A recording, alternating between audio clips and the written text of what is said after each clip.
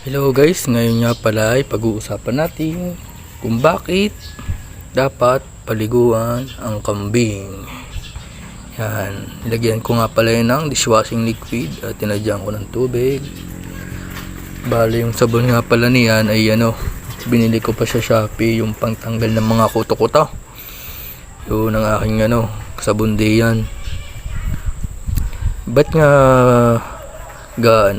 dapat paliguan ng kambing? Unang-una, para maging matibay sa ulan. Pangalawa, para maging maganda ang paglaki. Hindi maging mabagal. Dahil ang mga kuto ng kambing ay nakakapagpa-stress sa kanila. Kaya dapat laging naliliguan. Kumbaga sa isang buwan may mga 2 beses man lang maliguan, di ayos na yun. Para yung mga kuto-kuto nila ay matanggal. Ay subukan nyo pagka ang kambing ay wala ng kuto, napakagandang ng pangatawan niyan.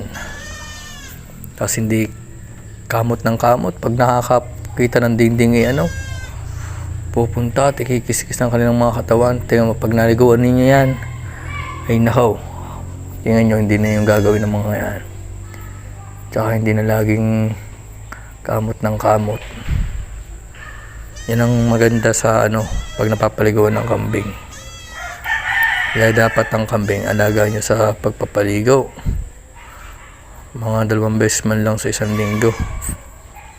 Pero depende pa rin sa inyo. Kung gusto nyo sa isang linggo 1 beses, so lalong mas maganda. Ako pag napapaligo, gaya niyan, yan, 1 buwan na yung kambing na yan, di pinaliguan ko na. Pagkaturok ko ng B12, tapos pininuman ko ng tiki-tiki, tapos bukas pupurgahan ko na kasi 1 buwan na nga. Tamang lalaki ng aking mga kambing. 1 buwan pala ang yan. Lalo na yung isa, nag-iisa kasing anak. Pagkakalaki, 1 buwan pala. Yan. Bukod pa doon, nakaganda ang balahibo pag napapaliguan.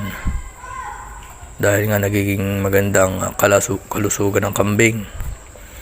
Kaya guys, lagi nyong niligo ng inyong kambing. Bukod sa maganda sa ulanan, nagiging matibay, ay naganda pang pangatawan.